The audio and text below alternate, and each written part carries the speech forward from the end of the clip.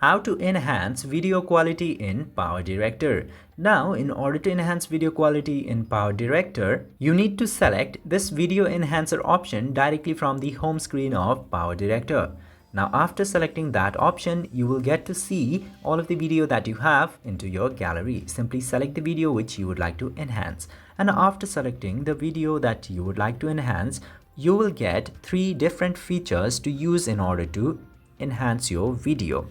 Now, the first option is stabilizer, which is free, and you can apply 3 steps of stabilizer. You just need to select how strong this stabilizer you need to add in this video. Just simply select stabilizer, and if you want to use the upscaler feature, which will improve the quality of your video, it will require 1 credit per second and requires 5 credit for 1 minute of the video.